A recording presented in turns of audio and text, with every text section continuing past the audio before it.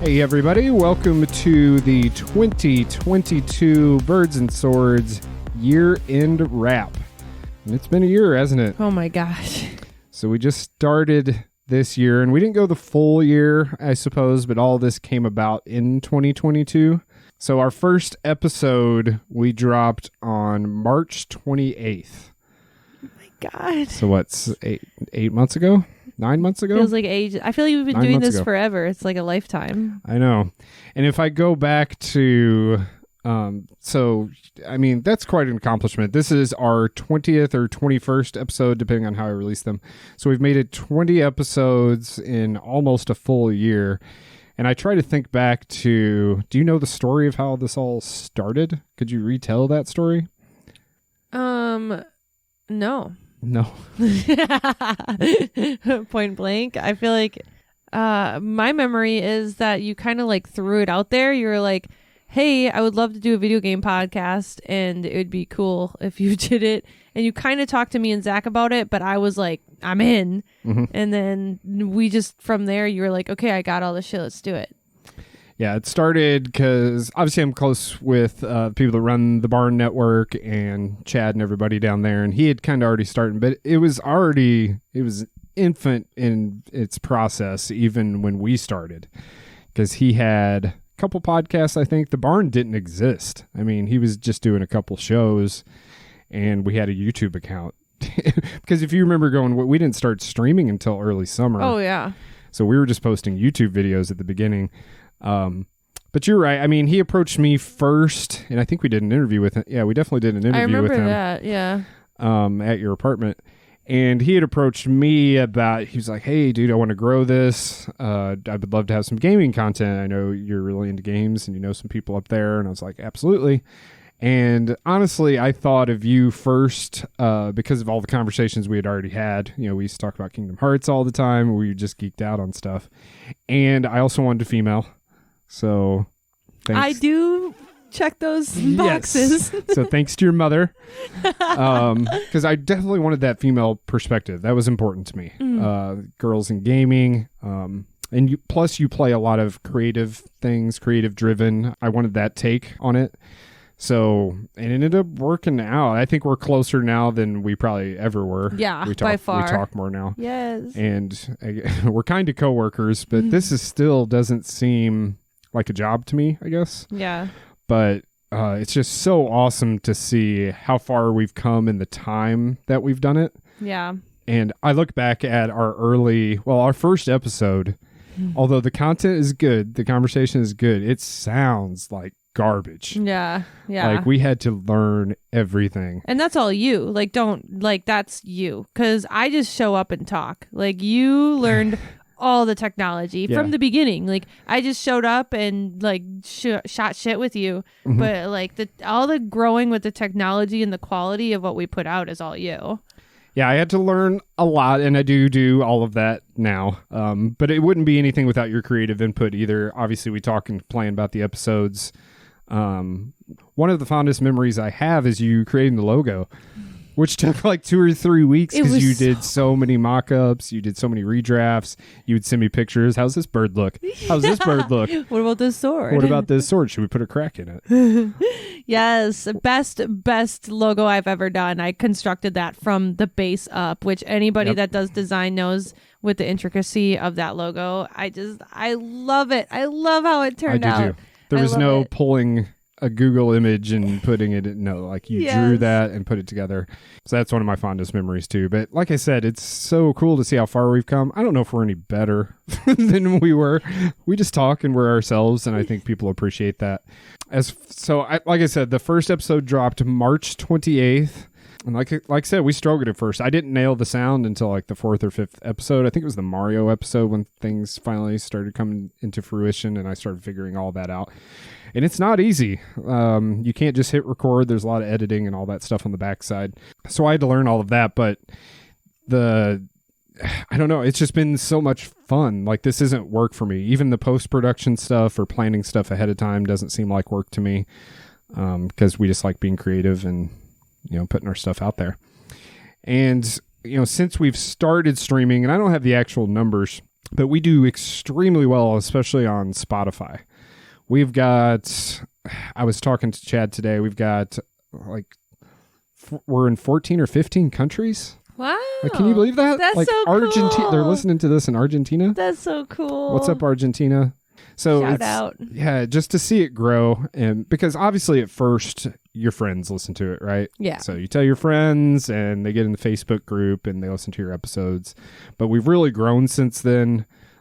Social media has helped with that. That's a whole nother thing. Social media. We need to hire a social media person. I'd love that. It's so much work. Yeah. I would totally love to do the social media if I didn't work 1,500 jobs. Yeah. You got all the side jobs plus your real job. So, my other ones are fake. Yeah. So yeah, the numbers are really good. We've got thousands of listens. And like I said, just the territories we're covering, and people that will chime in and listen is just really flattering, really unbelievable that we've come this far.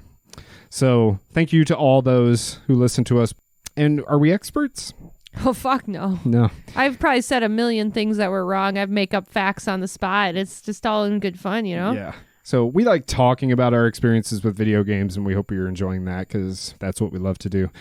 Special thanks definitely go out to everybody at the barn. Yes. That is our umbrella network that hosts many podcasts, even a radio show going now. It just keeps growing and growing and growing, and we couldn't do anything that we've been able to do without the folks at the barn, especially Chad. He's helped me teach me how to edit, all of that good stuff, get everything off the ground. So special thanks to everybody at the barn. And like I said, it just keeps getting better and better with all the shows that are on there. Yeah. And they're all great. They're all so good. Yeah, there's something for everybody. Yeah. That's what's so cool. That's really incredible. Yeah. Music stuff, mental health stuff, sports stuff. We're covering the gaming. Dad. Girl Dad. That's my fave. Shout out to Girl Dad. Shout out to Girl Dad. Yep. And obviously our sponsors that have jumped on board. I can't believe we have sponsors. Did you know we have sponsors? We have sponsors. Sponsors. Wow. So sponsors, the two that we have right now are both really, really important to us. We have Black Bayou Coffee Roasters. They're out of Shreveport, Louisiana. I don't drink coffee. I hear it's good. It's so good. Alyssa drinks it all. They send us so care good. packages of coffee. Being our sponsor, and she drinks all of that. What, the Whiskey Barrel? Yeah, Whiskey Barrel is so good. It's fantastic. And then we have Healthy Hemp Gear that we just picked up recently. Do you want to explain Healthy Hemp Gear? Yeah, it's Zach and I own an online business selling hemp apparel and other CBD products. And Zach does all the work. I just like this podcast. I just do the design work and show up pretty face without the pretty. And he recently started sponsoring, which is really exciting for us. Yes. He expressed interest. He said, "I want to sponsor your podcast," which is really amazing of him. Yeah, and that discount's still out there, I believe. Yes. We got the promo code B&S, so B&S, and what is it? 20%, 15%? Something. God, should have prepared. Well, you get money off, which is huge. Yes, you get a discount. Black Friday sale. Wait, no, it's December. Yeah. There's all kinds of good stuff on there, though. Apparel, CBD products. It's stuff that actually helps, too. Yes. Actually helps. It does. Yes. So couldn't have done it without them either. It's nice to have that support behind us. And a huge shout out to all the guests that we've had on. Those have been some really fun episodes. Some of my best podcast memories have come from the guests we've had on. Couple repeats. So that's been really, really fun. People have been really excited to come on. Usually I ask people and they're like, "Oh my God, really?" Yeah. I'm like, "Are we a big deal?" Like, no, come on and chat with us. We honor your opinion. So that's been really, really fun. And I guess lastly for you, thank you. Because I think we pair really well together as our conversation. I think we're alike and different enough that it works. Yes. As far as our personalities. So couldn't have done it without you. I'm so glad you've stuck around, and I've been lucky enough to call you a co-host and you're not just someone who shows up and talks. I know that's what you do, but you put the prep in for whatever the whatever the topic is, and you're always ready to go, and I couldn't do it without you. So thank you as well. Oh, thank you for doing literally everything. I appreciate you. I think we are a really great pair. I love it. Yes. This has been one of the highlights of my life for sure. Podcasting, who'd have thought? So with all that mushy stuff out of the way, I like I said, I really can't believe we've come this far this fast.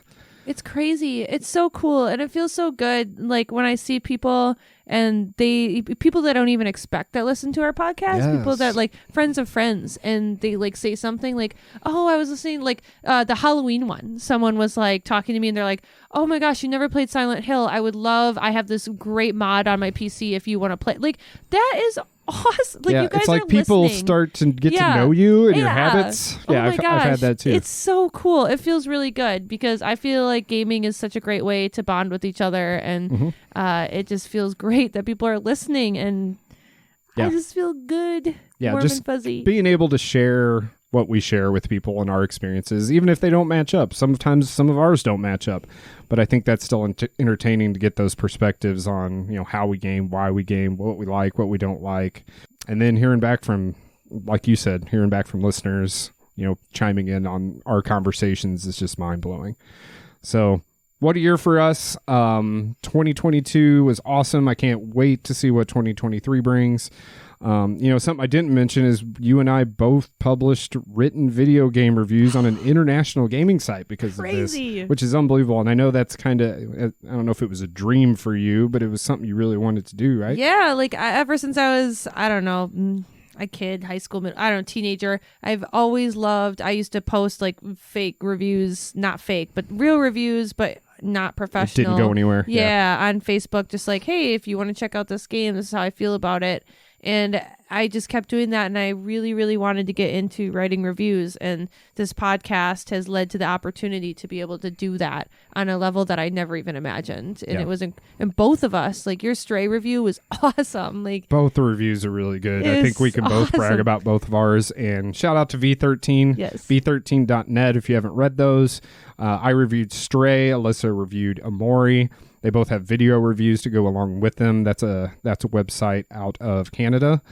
And they do a lot of high-profile music reviews, all that good stuff. They're really into the media, so we got in on that, and that was great, and I can't wait to work with them again. So, again, 2022, awesome. Can't wait to see what we do in 2023. More birds, more swords. More birds and more swords. All right, so we're going to take a quick break to wrap up the year. We are going to talk about our game of the year, and this is going to be a little spin on that. I'll explain that when we come back.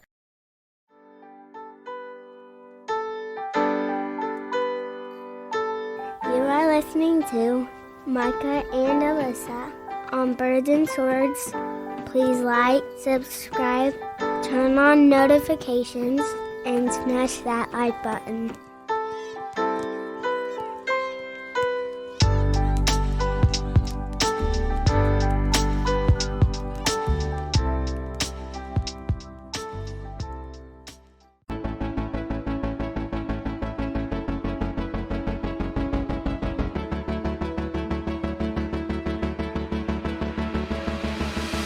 Hey Birds and Swords listeners, Zach here from Healthy Hemp Gear.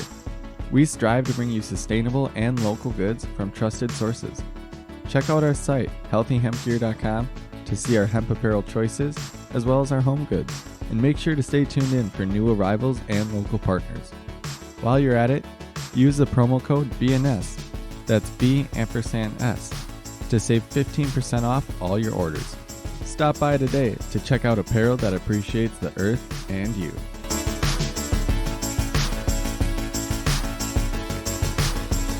Welcome back to Birds and Swords, year-end wrap. It is time to talk about our game of the year. So the spin, everybody does game of the year, right? So the nominations for game of the year for the actual game awards were God of War Ragnarok, Stray, Elden Ring, Horizon Forbidden West, Xenoblade Chronicles 3, and A Plague Tale Requiem. So those are games that came out this year and all very deserving. I don't know a ton about Plague Tale Requiem. I know it was very well received, but the way we're going to do it is, especially Alyssa does not play games when they come out. So we're going to take 2022 and we're going to list our game of the year and some of our favorites that we played this year. I think one of our favorites that we'll mention in a minute, game of the year, came out in 2019. We just played it like 3 weeks ago. Yeah. So I think it's on both of our lists. Yeah, so sometimes that happens. So for our 2022 game of the year, we're going to go through some games that we played this year. Let's not start at the tippy top. So what are some of your favorite games that you played this year? Well, how many did you play on PlayStation? You gave me a number. PlayStation alone, I played 20 games this year, according to like my trophy history. So did you start and finish all of those games? There is, I think, 2 games that I didn't finish. One of them is It Takes Two that I'm playing with you, and the other is Planet Coaster. Can you finish that game? I don't know. It feels endless. That's funny that you mentioned that, because we've mentioned that on the podcast like 4 times. Yeah. And no one gives a shit, probably. No, it's a roller coaster tycoon, but that's modern. Fun. Okay, so give us a couple of your honorable mentions. Honorable mentions. Persona 5 for sure. Yay! That and it was, I would have never played if it wasn't free, but now that I played it, I would pay for it. It's like a afterthought, okay. I would pay you for this game now. It was fantastic. Loved it. Love turn-based. Love the anime. Love the hot girls. Love the combat. Everything about it was fantastic. And it could probably be a legit game of the year because they've released Persona 5 every year in some way, shape, or form for like the last 5 years. Right. Yeah. Devil May Cry 5. Okay, haven't played that. Early. I played that very early in the year, probably February. Fantastic. I was worried. I didn't know because I hated 4. Thought it was just tragic what they did to the series. But 5, they brought it all back and some. It was fantastic. Gameplay, story, characters, everything was great. Doki Doki Literature Club. Is it on there? It's on my list of games I played. It's not on honorable mentions, but it was fantastic. But I just have so many great games. Doki Doki really caught me off guard, as anybody that's played it probably. It was fantastic. It was a lot of reading though. Yeah, what do you call sure. those? Visual novels? Yeah, visual novels? yeah. It was yeah, there's not a lot of, you make some choices, but right. You don't move a character around. Which is a lot after I stare at my computer at emails all day. But the game itself is fantastic. That's not me taking away from the quality of the game. Other honorable mentions, because I think my top might be tied, but Cult of the Lamb is... Which I still haven't played. You gotta play it. Me. It's so close. It's so close to tying, but I think I have 2 that are tied, and it's so close to being a 3-way tie. It's so...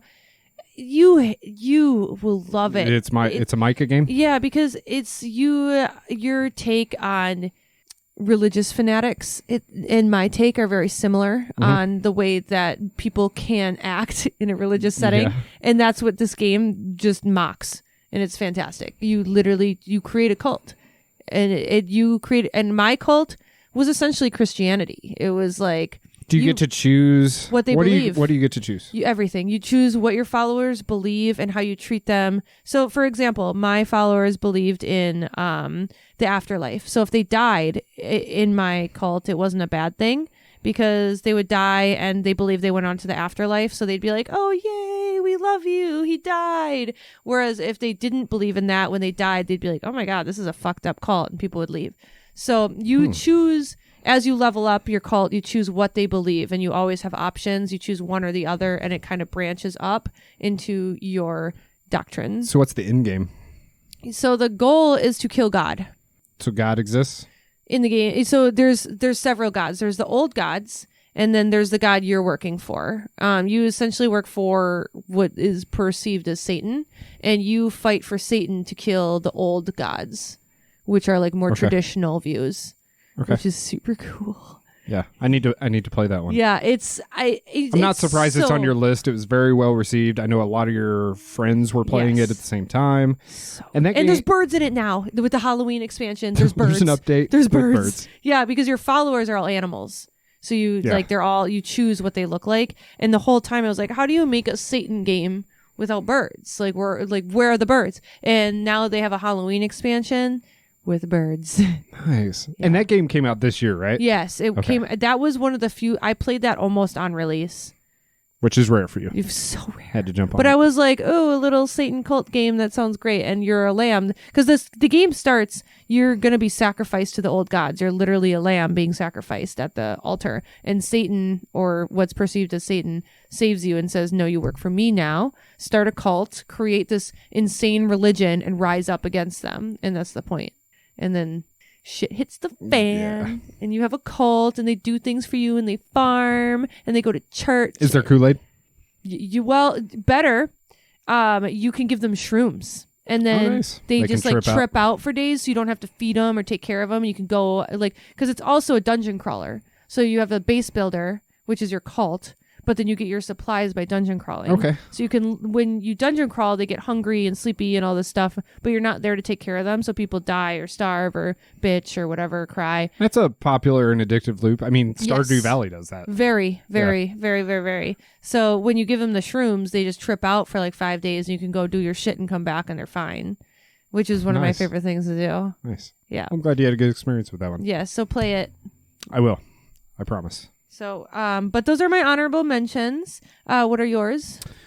Honorable mentions, Stray, that I did the review for. Yes. I really enjoyed Stray. It wasn't perfect. I had a couple gripes about it, but it wasn't much just because that game was so different, refreshing. I love cats, all that good stuff. I really loved the dystopian whole feel to that. I thought Stray was really, really well done. I could see, I don't know if you think it'll have a sequel? Yes. It has an 100%. open ending. I think for sure. Even if it's not a direct sequel, they will make another game. Okay. It's one of those where I could see its sequel being really good. Yes. Open world, even. Yeah. Open world, more side quests with some lore attached to it. Yeah. Because the lore we got, I really, really enjoyed. There just wasn't much of it. Yeah. It didn't go as deep as I wanted. Yeah. Because I really wanted to learn more about the disappearance of the humans and how the robots keep living on without them, but while still honoring them. All of that is really interesting. Right. And we just didn't get enough of it. Agreed. But I still really enjoyed Stray. Controlled well, super fun. Wish it was a little bit longer, but definitely one of my favorite games that I played this year. Doki Doki Literature Club, which you already talked about, just because that game is just batshit crazy. And you just don't see it coming. Even when you see it coming, you don't see it coming. Yeah. Like, it's going to be messed up.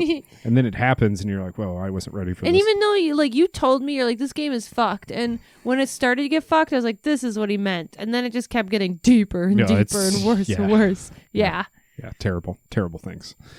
Tiny Tina's Wonderlands. Ah, yes. This game is the game I was playing when we started the podcast. I think it was one of the first games that I talked about when we did a What Have You Been Playing segment.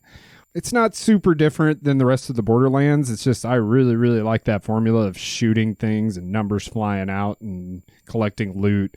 And Tiny Tina is one of my favorite characters. The Ashley Birch voices, it's hilarious. That game is a really, really fun playthrough. Still one of my favorite games I played this year. Probably my favorite shooter. I didn't play a ton of shooters, but as far as shooting things, that was definitely one of my favorites. Horizon Forbidden West. Man, embarrassingly, I've still not finished that game. It's probably long. It's epic, but yeah, it's huge. Like, it's almost overwhelmingly huge, like The Witcher is, which is fine. But that game is pretty flawless as far as its voice acting, its polish, enemy variety, combat. I love stealth. It's got the perfect amount of stealth balanced with action combat. I'm just really disappointed in myself that I haven't finished it. So maybe in 2023 I get around to that. But I have not finished Horizon Forbidden West. I know it's nominated for a lot of things, and it's very deserving for me to finish it. I just haven't gotten around to it yet.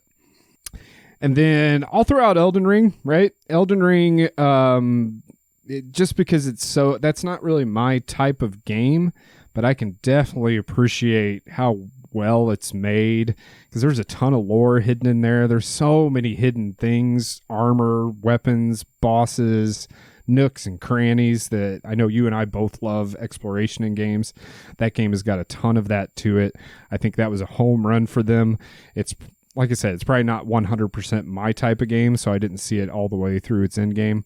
But that game gets everything it's deserved and everything that it's gotten. Elden Ring pretty much, I mean, we're going to remember that game forever, probably. Yeah. And whatever Game comes changer. after it from Software. So those are my honorable mentions. So let's get to the cream of the crop. So you said you had a tie? I kind of do too. So what's your 2022 games of the year? Well, I have definitely a two-way tie, pretty neck and neck. I think one that I have might peak a little ahead, but the two games are Amori is one of them, and then the other one is Little Misfortune. Both games, if you have played them, are deeply disturbing, depressing, fucked up, dark humor when there is. Alyssa games. Me. Phenomenal storytelling, art direction. Everything about both games are phenomenal. If I had to pick one over the other, I would pick Little Misfortune. Maybe because it's fresh in my mind, so it's like just right there. Recently. Yeah. But I think it's the voice acting of Little Misfortune that is just like I'm a little lady, you know. Like I just can't get it out of my. I'm obsessed with her. I would die for her. But both games tackle really real things that everybody has to deal with in their life. And I will not ever move on from the story that was told in them. So this year, forever impacted by both of these games. Very different length of games. Yes, very true. So Little Misfortune's 3 hours. It's maybe. so short. And how long did you spend in Amori? I don't even remember. It's been a while since I played. I think I spent like 30 hours, but you can spend up to like 60 if you do everything, if I remember correctly. A lot longer, much longer, and very differently played too, because Amori is a turn-based strategic game. Little Misfortune is narrative-driven side scroller. Mm-hmm. You just are playing through a story. Very riveting story. It's so cute. It's so good. And deep and sad and emotional and funny. It'll stay with me forever. Yeah. They told a lifetime of stories within 3 hours, and I'll just never move on from it. I gotta find something to plug in here. Dude, yes. This is Miss Fortune. She's a wonderful child from a not so wonderful family. A little sparkle for you, and a little sparkle for you, and a little bit for me. Oh, the sad part is, today is the day she will die. I can hear you, you know. Oh, you can? Mm-hmm. Are you inside my head or something? Well, okay. Yes. All right. I'll call you Mr. Voice. Oh. She's just so dang cute. Okay, let's just jump into mine because I want to talk about her too. Just go. So I kind of had a fringe too, and like I said, I'm not done with God of War Ragnarok, but it's got to be mentioned just because it's so fun and so well made. Yeah. Sony Santa Monica does not take a break on making their games amazing. And like I said, I haven't seen it through all the way to the end yet. Holidays kind of interrupted that a little bit. But maybe by the time this airs, I'll have it completed. But man, just immaculate. You couldn't ask for more. Like I said, some of the narrative hasn't really just jumped out and wowed me. But, I don't sit down and expect that from games a lot. Like, oh, there's going to be a moment where I'm just absolutely floored. Like, I don't have to have that. Yeah. But the gameplay being so tight. Enemy varieties better, bigger bosses, more ways to play. There's even some segments where they separate, spoilers I guess, but it happens pretty early on, where you can play as Atreus. So they've added more variety to those things. Nice. So God of War Ragnarok's got to be mentioned, and I'll always love God of War. I'll always love Kratos, and he will always be mentioned, and the team at Sony Santa Monica will always be mentioned as well. But I can't believe I'm even saying this, that Little Misfortune is my favorite game. So my game of the year for 2022. Yes. Like we mentioned, it is like 3 hours long, but it's impactful. It's incredibly well written. It's incredibly well voice acted. And I just can't, like I was telling you a few days, because we finished it on close to the same day. I think I finished it maybe a day before you. Yeah, it was like the day before. And we texted or something like 3 or 4 days later, and we were like, I can't miss let go. her. Yeah, I can't And let go I of literally did. her. Yeah. So Little Misfortune is an indie game from a company out of Sweden called Kill Monday Games. So I suggest you follow them. They have another game called, what's the other game called? Franbo. Yeah. That I haven't, I know you're working your way through it, I think. Yeah, I'm on the second chapter. But the creative aspect and the heart-touching moments and just falling in love with this little, 9-year-old or however old she Little is. girl.